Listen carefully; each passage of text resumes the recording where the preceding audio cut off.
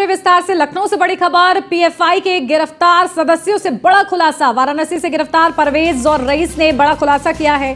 दोनों कई दिनों से मुस्लिम युवकों को भड़काऊ मैसेज भेज रहे थे। अतीक की हत्या को लेकर भी युवाओं को भड़काया जा रहा था। मुसलमानों पर अत्याचार के नाम पर युवकों को कर रहे थे गुमराह। तो ये बड़े खुलासे हुए हैं। पीएफआई से लगातार कनेक्शन में थे और इसी के चलते गिरफ्तारी हुई और अब बड़ा खुलासा हुआ है कि अतीक की हत्या को लेकर भी युवाओं को भड़काया जा रहा था। जहां अत्याचार के नाम पर युवकों को गुमराह करने का प्रयास हो रहा था। मुसलमानों पर अत्याचार के नाम पर युवकों को गुमराह कर रहे थे। पीएफआई के गिरफ्तार सदस्यों से ये बड़ा खुलासा हुआ है किस तरीके से ये लोगों का ब्रेन वॉश करते हैं। वाराणसी से गिरफ्तार परवेज और रईस से ये बड़ा खुलासा हुआ है, जहां ये लोगों को भड़काने का काम कर रहे थे। मुस्लिम युवकों को भड़का रहे थे। अतीक की मौत को लेकर भी भड़काया जा रहा था। अतीक की जिस तरीके से हत्या की गई उसको लेकर युवाओं को भड़काया जा रहा था। अत्याचार के नाम पर युवकों को गुमराह कर रहे थे। अपडेट ले लेते हैं, हमारे संवाददाता नीलेश चौहान हमारे साथ जुड़ गए हैं। नीलेश, देखिए ये बड़ा खुलासा है कि किस तरीके से ये पीएफआई के सदस्य लोगों का ब्रेन वॉश करने में जुटे हुए थे। अतीक अहमद की जिस तरीके से हत्या की गई, जिसको लेकर धमकी भी भारत को मिली थी कि इसका बदला लिया जाएगा, और देखिए इन लोग की भाषा से ही समझ में आ रहा है कि किस तरीके से वो ब्रेन वॉश करने में लगे हुए थे। देखिए, बिल्कुल आपको बता दूं कि पीएफआई को इसीलिए हिंदुस्तान में बैन किया गया है क्योंकि जिस तरीके से वो देश विरोधी गतिविधियों में संलिप्त रहा है और उसके जो सदस्य हैं कहीं ना कहीं उन्होंने हिंदुस्तान के अंदर रहकर हिंदुस्तान में माहौल खराब करने का काम किया है। अब प्रयागराज से गिरफ्तार किए गए पीएफआई के जो सदस्य हैं उनसे पूछताछ में तमाम ऐसे सबूत निकलकर सामने आए जिससे ये साफ होता है कि अतीक और अशरफ की हत्याकांड के बाद से मुस्लिम युवाओं को भड़काने का काम किया जा रहा था कि उत्तर प्रदेश के अंदर जिस तरीके से अतीक और अशरफ को मौत के घाट उतारा गया है, उसके बाद से मुस्लिम युवाओं को भड़काऊ भाषण देने की बात हो, मुस्लिम युवाओं को उकसाने की बात हो ताकि उत्तर प्रदेश के अंदर माहौल खराब किया जा सके। हालांकि उन लोगों को गिरफ्तार किया गया था, यूपी एटीएस ने गिरफ्तारी की थी और गिरफ्तारी के बाद से पूछताछ के बाद उत्तर प्रदेश के तमाम जनपदों में यह अभियान चलाया गया था कि पीएफआई से जुड़े हुए जो लोग हैं उनको गिरफ्तार करके सलाखों के पीछे भेजा जाए ताकि उत्तर प्रदेश के अंदर कानून व्यवस्था का राज कायम रहे। तो ऐसे में यह बड़ा खुलासा हुआ है कि प्रयागराज में किस तरीके से मुस्लिम युवाओं को पीएफआई से जोड़ने का काम हो रहा था, कैसे उनको बरगलाने का काम हो रहा था, कैसे उनको विश्वास में लेकर जो है अतीक अशरफ के मर्डर केस को लेकर उकसाने का काम हो रहा था। हालांकि एटीएस ने पहले ही उन तमाम चीज़ों को नाकाम किया और उनसे और कड़ाई से पूछताछ होगी, जिसके बाद तमाम और नाम बेनकाब हो सकते हैं। जिस तरीके से पीएफआई ने प्रयागराज, उत्तर प्रदेश के राजधानी लखनऊ, साथ ही साथ मेरठ, कानपुर और तमाम जगहों से गिरफ्तारी की, उसे साफ हो जाता है कि कहीं ना कहीं अभी भी पीएफआई को कहीं से बड़े पैमाने पर फंडिंग हो रही ताकि मुस्लिम युवाओं को एकत्रित करके और प्रदेश और देश के खिलाफ उनको उकसाया जाए ताकि उत्तर प्रदेश और देश का माहौल खराब किया जा सके। हालांकि पहले से ही उत्तर प्रदेश सरकार और केंद्र सरकार ने पीएफआई जैसे संगठन पर प्रतिबंध लगाया। उसके अलावा पीएफआई को सपोर्ट करने वाले जो और 8 अनुषंगिक संगठन थे उनको भी प्रतिबंधित किया गया है, उनके भी सदस्यों की गिरफ्तारी हो रही है। तो ऐसे में ये प्रयास किया जा रहा है कि उत्तर प्रदेश के अंदर जो है पीएफआई के जो सक्रिय सदस्य हैं, पीएफआई के जो सक्रिय नेता हैं, उनको गिरफ्तार किया जाए ताकि उत्तर प्रदेश में जो व्यवस्था बिगाड़ने वाले लोग हैं उनके ऊपर लगाम लगाई जा सके। बिल्कुल, और देखिए इसी के चलते अब जिस तरीके से खुलासे हो रहे हैं, ये देखना होगा कि आखिर क्या कुछ और राज हैं इसके पीछे, क्या नापाक साजिशें हैं, इनका भी पता लगाने की जरूरत है। नीलेश, आप बने रहिए हमारे साथ, लौटती हूँ आपके पास ज्यादा जानकारी के लिए।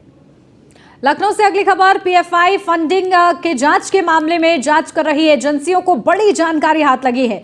पीएफआई के प्रचारक और सदस्य खाड़ी देशों से जुटाते हैं ज़कात का पैसा। देशों से हवाला के जरिए होती थी फंडिंग, जहां पीएफआई गरीबों की पढ़ाई और मदद के नाम पर मजबूत कर रहा अपना नेटवर्क। तो जांच कर रही एजेंसियों को ये बड़ी जानकारी मिली है। पीएफआई के प्रचारक और सदस्य खाड़ी देशों से ज़कात का पैसा जुटाते थे, खाड़ी देशों से हवाला के जरिए फंडिंग होती थी। तो पीएफआई गरीबों की पढ़ाई और मदद के नाम पर मजबूत कर रहा था अपना नेटवर्क। नीलेश हमारे संवाददाता बने हुए, सीधा उन्हीं का रुख करते हैं। नीलेश, देखिए किस तरीके से फंडिंग के लिए भी इन्होंने एक बड़ा रास्ता, बड़ा पैंतरा आजमा रखा था, जिसके चलते इनको फंडिंग हो रही थी और गरीबों की पढ़ाई को लेकर भी ये कहीं ना कहीं अपने नेटवर्क को मजबूत कर रहे थे।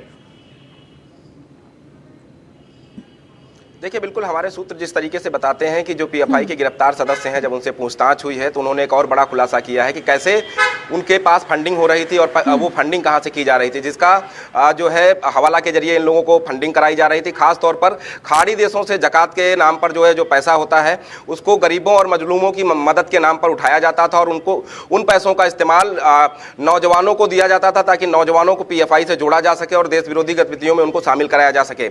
हालांकि अब इसकी जानकारी जब निकलकर सामने आई है तो और जो जांच है उसको तेज कर दिया गया है कि खाड़ी देशों से आने वाले जो मुस्लिम युवा हैं कहीं उनका पीएफआई से संपर्क तो नहीं है। और खास तौर पर जो पीएफआई के सक्रिय सदस्य हैं वो ऐसे परिवारों को निशाना बनाते हैं जो बेहद गरीब परिवार से आते हैं, पसमंदा मुस्लिम होते हैं या फिर उनके पास खाने पीने के लिए पैसे की समस्या होती है। तो ऐसे लोगों को, ऐसे परिवारों को चिन्हित किया जाता है, उनकी मदद की जाती है। जब मदद होती है तो वो परिवार समझते हैं कि सामने से जो मदद करने वाला व्यक्ति है वो ठीक है, तो ऐसे में वो लोग एक एक करके पीएफआई से जुड़ जाते हैं। उनको ये नहीं पता होता है कि धीरे धीरे वो देश विरोधी गतिविधियों में शामिल हो जाएंगे। जब इसका खुलासा हुआ है तो ऐसे परिवारों को भी चिन्हित किया जा रहा है कि कौन कौन से ऐसे परिवार हैं जिनका जो है ज़कात के पैसे से जिनकी मदद की गई है और मदद के नाम पर उनको उकसाया जा रहा है कि उत्तर प्रदेश में और देश के अंदर मुस्लिमों की हालत कैसी है और किस तरीके से उनको शिकार बनाया जा रहा है। तो उन तमाम चीज़ों को लेकर अब जो है जांच एजेंसियां और तेजी के साथ पड़ताल करेंगी और जब पड़ताल होगी तो तमाम नाम बेनकाब होंगे कि हवाला के जरिए उत्तर प्रदेश के अंदर पैसा पहुंचाने वाले लोग कौन थे, खाड़ी देशों की यात्रा कर वापस आने वाले कौन कौन वो नाम है जो कहीं ना कहीं उत्तर प्रदेश में पीएफआई के नेटवर्क को मजबूत कर रहे थे। बिल्कुल, तो देखिए अभी कई बड़े खुलासे इस पूरे मामले में होने बाकी हैं कि किस तरीके से ये लोग फंडिंग का इनका क्या कनेक्शन था, उसको लेकर अब खंगालने का प्रयास जांच एजेंसियों की तरफ से किया जाएगा। बहुत शुक्रिया नीलेश आपका तमाम जानकारी के लिए। बढ़ते आगे मेरठ से अब खबर, पीएफआई कनेक्शन में यूपी एटीएस की कार्रवाई का मामला। शनिवार को पकड़े गए चारों लोग सोमवार को छोड़े, जहां 2 दिन तक पूछताछ के बाद सभी संदिग्धों को छोड़ा गया है। जहां अताउर रहमान और मोसाब और तफसीर हिरासत में थे। बुलंदशहर के खालिक को मेरठ से उठाया गया था। तो चारों ने अतीक हत्याकांड की वीडियो पर कमेंट किए थे। परिवार पेशे के बारे में लंबी चली थी एटीएस की पूछताछ। तो पीएफआई कनेक्शन के शक में ये चारों को उठाया गया था और इनको छोड़ दिया गया है। 2 दिन तक पूछताछ की गई है। बुलंदशहर के खालिक को मेरठ से उठाया गया था। चारों ने अतीक हत्याकांड की वीडियो पर कमेंट किए थे और संदिग्ध भूमिका में नजर आ रहे थे, जिसके चलते इनको पूछताछ के लिए लेकर गई थी यूपी एटीएस। परिवार पेशे के बारे में लंबी चली है एटीएस की पूछताछ। पीएफआई के कनेक्शन के शक में इन चारों को उठाया गया था। तो पीएफआई कनेक्शन में यूपी एटीएस की कार्रवाई का ये मामला, जहां पूछताछ किया गया। शनिवार को पकड़े गए चारों लोग सोमवार को छोड़ दिए गए हैं पूछताछ के बाद। अपडेट ले लेते हैं, हमारे संवाददाता अतुल शर्मा हमारे साथ जुड़ गए मेरठ से। अतुल, क्या कुछ जानकारी? देखिए बड़ी जानकारी मिल रही थी और कहीं ना कहीं शक था कि पीएफआई से कनेक्शन है, इसी के चलते पूछताछ के लिए लेके गई और 2 दिन बाद इन चारों को छोड़ दिया गया है। क्या कुछ और अपडेट? पीएफआई उत्तर प्रदेश के अंदर बैन कर दी गई और उसके बावजूद देखा जाए तो इसके सदस्य लगातार कहीं ना कहीं काम करते हुए नजर आ रहे हैं। अपनी जो पकड़ है उसको और मजबूती के साथ, अपने नेटवर्क को और मजबूती के साथ बढ़ाते हुए नजर आ रहे हैं। उसी को लेकर के मेरठ की बात की जाए तो शनिवार और रविवार में तो मेरठ में देर रात एक छापेमारी हुई, जिसमें मेरठ और मवाना से 4 लोगों को हिरासत में लिया गया, जिनसे 2 दिन तक लगातार एटीएस ने पूछताछ की है। जो उनके मोबाइल है, डायरी है, लैपटॉप सभी एटीएस ने जब्त किए और उनके आधार पर कार्रवाई का जल्दी ही कार्रवाई कर सकती है। लगातार देखा जाए तो कहीं ना कहीं चारों लोगों को फिलहाल छोड़ा गया है। उनसे पूछताछ, लगभग 2 दिन पूछताछ करने के बाद उन्हें छोड़ा गया। अतीक अहमद की हत्या के बाद उनकी वीडियो पर भावनात्मक कमेंट करने के मामले में चारों को उठाया गया था। जो अभी तक की बात की जाए कहीं ना कहीं पीएफआई से कनेक्टेड निकल सकते हैं, उसी को लेकर के एटीएस ने चारों लोगों को उठाया था। बुलंदशहर के पूर्व महानगर अध्यक्ष सपा पार्टी से खालिक अंसारी को गिरफ्त में लिया था, पूछताछ की गई, उसके बाद चारों लोगों को अभी तक छोड़ दिया गया है। लेकिन चारों के लिए नोटिस साइन करवा करके पुलिस ने, एटीएस ने साफ तौर पर कहा जिले के बाहर कहीं नहीं जा सकते। और दूसरी बात यह है कि जिस तरह से पीएफआई का कनेक्शन खंगालने में इस वक्त एटीएस जुड़ी हुई है, वहीं मेरठ की बात की जाए तो कहीं ना कहीं चारों लोगों को इस वक्त प्रशासन और पुलिस निगरान बनाए हुए क्या गतिविधियां हैं लगातार देखा जाए तो कहीं ना कहीं जो एटीएस से ये जुड़े जो पीएफआई के ये सदस्य हैं, इन पर पुलिस प्रशासन इसलिए निगाह बनाए हुए कि कौन कौन इनके कनेक्शन में है। लगातार देखा जाए जिस तरह से उत्तर प्रदेश के अंदर पीएफआई बैन है, उसके बावजूद तो ये सदस्य ये काम करते हुए नजर आ रहे हैं। तो इन पर इस वक्त की बात की जाए प्रशासन और पुलिस की निगाह है। और सबसे बड़ी बात यह है कि कहीं ना कहीं जो इनका नेटवर्क है वो उथल पुथल होगा, कहीं ना कहीं उस पर भी शिकंजा कसती हुई नजर आएगी एटीएस की टीम। बिल्कुल। तो देखिए, एक बात तो साफ हो गई कि लगातार यूपी एटीएस जो है नजर बनाकर रखे हुई है और पीएफआई बैन होने के बाद भी जो लोग सक्रिय हैं अब उनको शिकंजे में लेने की तैयारी है और उसके चलते जांच एजेंसियां भी सहयोग कर रही हैं। ठीक है, आप नजर बना के रखिएगा मेरठ। बहुत शुक्रिया आपका अतुल। बढ़ते आगे लखनऊ से अब खबर, film the Kerala story UP में टैक्स फ्री की जाएगी। फिल्म द केरल स्टोरी, इसके निर्देश सीएम योगी आदित्यनाथ की तरफ से जारी कर दिए गए हैं। पूरे मंत्रिमंडल के साथ 12 मई को फिल्म देखेंगे सीएम योगी, जहां जबरन धर्मांतरण को लेकर यह फिल्म बनी है द केरल स्टोरी। धर्मांतरण के बाद लड़कियों की आईएसआईएस में शामिल कराने की ये पूरी कहानी है, जिसको लेकर एक तरफ बड़ा विवाद चल रहा है कांग्रेस और तमाम विपक्षी दलों और भारतीय जनता पार्टी के बीच। तो इसी बीच सीएम योगी आदित्यनाथ ने उत्तर प्रदेश में द केरल स्टोरी को टैक्स फ्री करने का फैसला ले लिया है और इसके चलते अफसरों को निर्देश भी जारी कर दिए गए हैं। पूरे मंत्रिमंडल के साथ 12 तारीख को सीएम योगी आदित्यनाथ ये फिल्म देख सकते हैं। अपडेट लेते हैं, हमारे संवाददाता एसके वाजपेयी हमारे साथ जुड़ गए हैं। एसके, देखिए क्या जानकारी, बड़ा फैसला लिया गया है जहां एक तरफ पश्चिम बंगाल में इसे बैन किया गया, उत्तर प्रदेश में टैक्स फ्री, इससे पहले मध्य प्रदेश में भी टैक्स फ्री।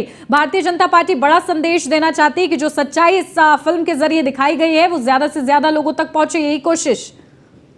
बिल्कुल निश्चित तौर पर, क्योंकि हम देखें तो उत्तर प्रदेश सरकार लगातार ऐसी फिल्में जो कहीं न कहीं समाज में एक संदेश देती हैं उनको टैक्स फ्री करती रही है।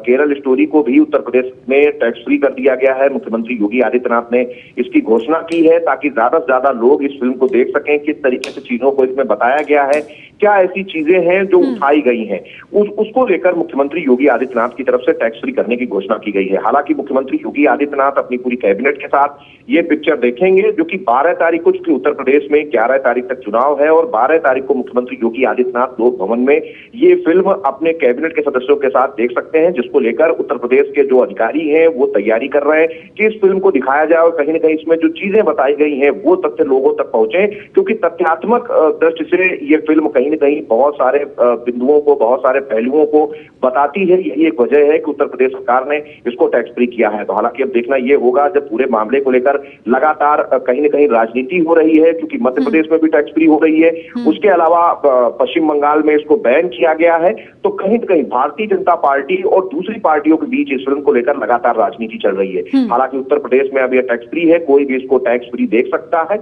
और उत्तर प्रदेश सरकार भी अपने कैबिनेट के सदस्यों के साथ इस फिल्म को 12 तारीख को देख सकती है। बिल्कुल। और देखिए, विपक्ष और पश्चिम बंगाल की मुख्यमंत्री की तरफ से यह हवाला दिया गया है इसके कि इसकी वजह से हिंसा भड़क सकती है, लेकिन सिनेमा घरों में रिलीज हुए वक्त हो चुका है और बावजूद इसके शांति का माहौल है। तो ऐसे में किस तरीके से प्रतिक्रियाएं सामने आ रही हैं? बिल्कुल निश्चित तौर पर, क्योंकि अगर हम देखें तो लगातार इसकी प्रतिक्रियाएं अलग अलग प्रदेशों से सामने आ रही हैं। बड़े पैमाने पर जो दर्शक कहीं न कहीं इसको देख रहे हैं वो भी अपनी प्रतिक्रियाएं दे रहे हैं कि किस तरीके से तथ्यों को दिखाया गया है, कैसे आतंकवाद के लिए चीजों का प्रयोग होता है, किन किन चीजों से अवेयर रहना है। इन बहुत सारे विषयों पर भी इस फिल्म में कहीं न कहीं चीजें दर्शाई गई हैं। हालांकि पूरे मामले को लेकर जो दर्शक देखकर निकले हैं उन्होंने भी अपने अनुभव साझा किए। न्यूज़ वन इंडिया ने वो अनुभव भी दिखाए थे। और अब चूंकि लगातार विभिन्न स्टेटों से अलग अलग प्रतिक्रियाएं हैं, क्योंकि अगर पश्चिम बंगाल की बात करेंगे तो वहां पर इसको बैन किया है ममता सरकार ने। वहीं अगर हम मध्य प्रदेश की बात करें तो 6 तारीख को ही इसको टैक्स फ्री कर दिया गया। वहीं उत्तर प्रदेश सरकार ने भी इसको आज से टैक्स फ्री करने का ऐलान कर दिया है। उत्तर प्रदेश के अलावा अगर हम उत्तराखंड की बात करें तो उत्तराखंड सरकार भी इसको टैक्स फ्री करने को लेकर विचार कर रही है। तो सीधे तौर पर अलग अलग प्रतिक्रियाएं हैं, बहुत सारे ऐसे बिंदु हैं जिनको लेकर चीजें लगातार चल रही हैं। अब देखना यह होगा कि किस तरीके से ये चीजें आगे बढ़ाई जाती हैं और कैसे जब ये आगे चीजें बढ़ती हैं तो बाकी स्टेटों में इसको लेकर क्या निर्णय होता है। बिल्कुल। और देखिए, बड़े बड़े मंचों से खुद प्रधानमंत्री नरेंद्र मोदी ने भी जिक्र किया है इसके फिल्म के लेकर, और इस पूरे फिल्म पर जो प्रतिक्रियाएं सामने आ रही, खासतौर से भारतीय जनता पार्टी की तरफ से, विपक्ष में किस तरीके से खलबली मची हुई है इस फिल्म को लेकर? बिल्कुल, क्योंकि विपक्ष की तरफ से भी अलग अलग प्रतिक्रियाएं हैं, क्योंकि देश में तो ज्यादातर जहां जहां भारतीय जनता पार्टी की सरकारें चल रही हैं वहां पर इस फिल्म को लेकर कहीं न कहीं लगातार सरकारें पॉजिटिव हैं और लगातार इसको टैक्स फ्री किया जा रहा है, चाहे वो मध्य प्रदेश हो, चाहे उत्तर प्रदेश हो या उत्तराखंड की सरकार जो विचार कर रही है।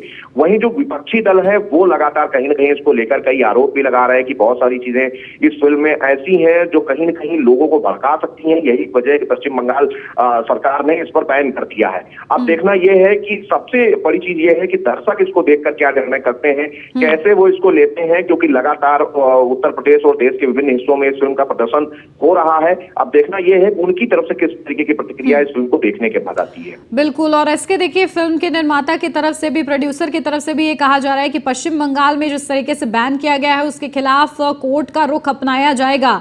तो आगे इस पूरे फिल्म को लेकर अभी चर्चाओं का बाजार ऐसे ही गर्म रहने वाला है। बिल्कुल, निश्चित तौर पर ये चर्चाओं का बाजार लगातार गर्म है। आरोप प्रत्यारोप के दौर लगातार सत्ता पक्ष और विपक्ष में चल रहे हैं। अलग अलग जो प्रदेशों की अलग अलग सरकारें हैं उनकी तरफ से अलग अलग इस फिल्म को लेकर प्रतिक्रियाएं हैं।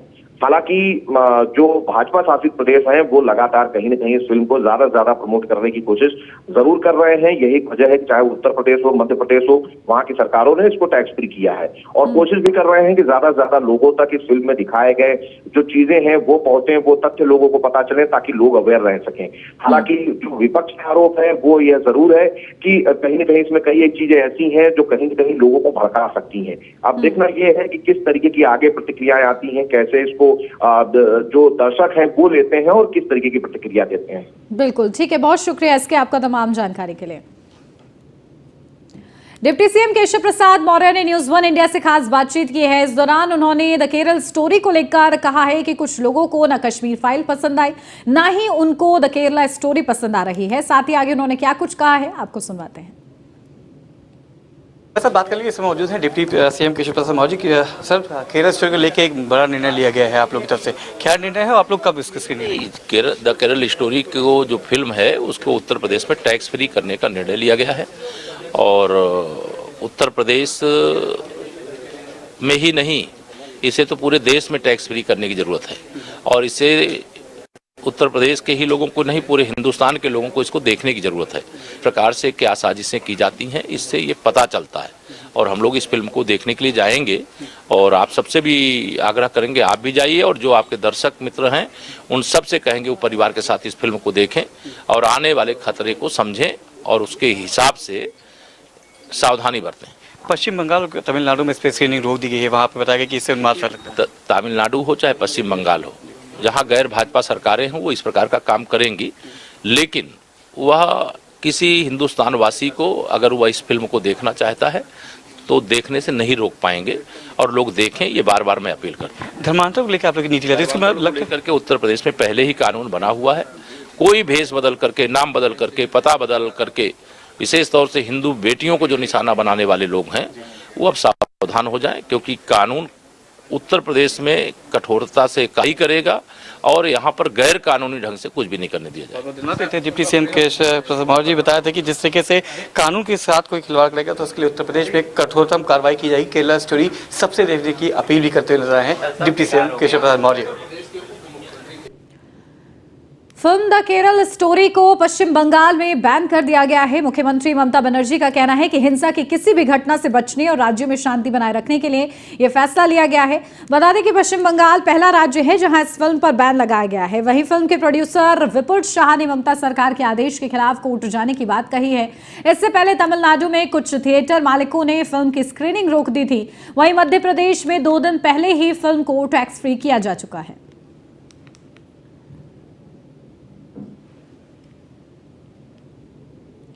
लखनऊ से अब खबर, आज शाम खत्म हो जाएगी संजय शेरपुरिया की रिमांड। संजय शेरपुरिया को यूपी पुलिस दिल्ली से गुजरात लेकर आई है। पूछताछ में गुजरात के कई अफसरों से संजय ने रिश्ते कबूले हैं। गुजरात के कई इलाकों में यूपी पुलिस ने छानबीन की है। यूपी पुलिस ने एसटीएफ से विवेचना कराए जाने के लिए पत्र लिखा है। कई बैंकों से भी डिफॉल्टर घोषित है संजय शेरपुरिया। तो गुजरात के कई इलाकों में यूपी पुलिस ने छानबीन की है। यूपी पुलिस ने एसटीएफ से विवेचना कराए जाने के लिए पत्र भी लिखा है। कई बैंकों से भी डिफॉल्टर घोषित है संजय शेरपुरिया।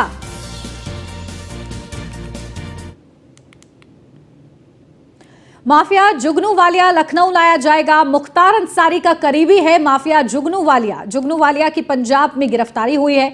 आलमबाग पुलिस ने बी वारंट ले लिया है। जल्दी पुलिस की एक टीम पंजाब रवाना होगी। तो मुख्तार अंसारी का करीबी माफिया जुगनू वालिया की पंजाब में गिरफ्तारी हुई है और उसको लेने जल्द ही पुलिस की एक टीम पंजाब के लिए रवाना होगी। आलमबाग पुलिस ने बी वारंट ले लिया है, तो जल्द ही एक टीम रवाना होगी और पंजाब से लेकर यहां आएगी। तो माफिया जुगनू वालिया लखनऊ लाया जाएगा। अपडेट ले लेते हैं, हमारे संवाददाता नीलेश चौहान हमारे साथ जुड़ गए हैं। नीलेश, क्या कुछ जानकारी? माफिया जुगनू वालिया को पंजाब से लखनऊ लाया जाएगा, मुख्तार अंसार का करीबी है और वारंट ले लिया गया है, क्या कुछ और जानकारी है? देखिए, बिल्कुल आपको बता दूं कि माफिया जुगनू वालिया को लखनऊ लाने की तैयारी में लखनऊ पुलिस लगी हुई है, लेकिन जिस जुगनू वालिया की गिरफ्तारी लखनऊ पुलिस को करनी थी, उसकी गिरफ्तारी पंजाब पुलिस ने की है। अब ऐसे में लखनऊ की टीम पंजाब जाएगी। आलमबाग लखनऊ की पुलिस की अगर हम बात करें तो आलमबाग पुलिस ने भी वारंट भी ले लिया है। जल्द ही एक टीम पंजाब के लिए रवाना की जाएगी। उसके अलावा माफिया मुख्तार अंसारी से भी जुगनू वालिया के संबंध बताए जा रहे हैं। ऐसे में जब जुगनू वालिया को उत्तर प्रदेश लाया जाएगा तो जुगनू वालिया से कड़ाई से पूछताछ होगी कि आखिर मुख्तार अंसारी से क्या संबंध है, क्या किस तरीके से मुख्तार अंसारी के साथ मिलकर वो उत्तर प्रदेश के बाहर जो है काम कर रहा था। उन तमाम पहलुओं पर पूछताछ होगी। फिलहाल जुगनू वालिया को लाने की तैयारी किस तरीके से लाया जाता है, फिर पूछताछ होती है, देखना होगा। बहुत शुक्रिया नीलेश आपका तमाम जानकारी के लिए।